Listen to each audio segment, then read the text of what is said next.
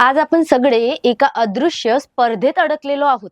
ही स्पर्धा कोण जास्त सुखी आहे याची नाही, तर कोण जास्त सुखी दिसतो याची आहे. कोणाचं आयुष्य जास्त परफेक्ट दिसतं, कोण जास्त यशस्वी वाटतो, कोणाचं हसणं जास्त खरं-खुरं वाटतं, हे ठरवण्याची ही स्पर्धा आहे. आणि या स्पर्धेचं मैदान आहे आपला mobile. Instagram, Facebook, WhatsApp status इथे सगळं काही सुंदर दिसतं. हसरे चेहरे, महागड्या ट्रिप्स, फिट शरीर, आनंदी कुटुंब आणि कोणतीही अडचण नसलेलं एक परफेक्ट आयुष्य. पण या झगमगाटामागे एक शांत पण धोकादायक सत्य लपलेलं आहे. हे आयुष्य दिसतं तसं नसतं.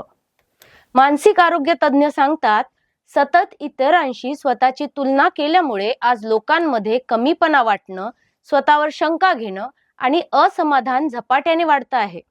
आज अनेक तरुण आपल्या मेहनतीकडे पाहत नाहीत, आपल्या प्रगतीकडे पाहत नाहीत. ते फक्त दुसऱ्यांच्या पोस्टकडे पाहतात आणि स्वतःला मागे पडलेलं समजतात. सगळ्यात धोकादायक गोष्ट अशी की लोक दुःखी असतानाही हसरा फोटो पोस्ट करतात.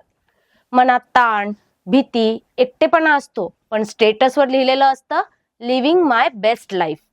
या बनावटी आनंदामुळे हळूहळू खरं बोलणं कमी होत आहे, भावना व्यक्त करणं कमी होत आहे आणि मदत मागणं लाजिरवाणं वाटू लागतं. आज प्रश्न हा नाही की सोशल मीडिया चुकीचा आहे का.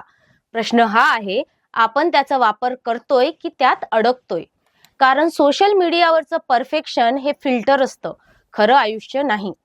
खरं आयुष्य कधी थकलेलं असतं, कधी गोंधळलेलं, कधी अपूर्ण आणि कधी अगदी शांत. आणि हे सगळं असणं पूर्णपणे मानवी आहे, पूर्णपणे ठीक आहे.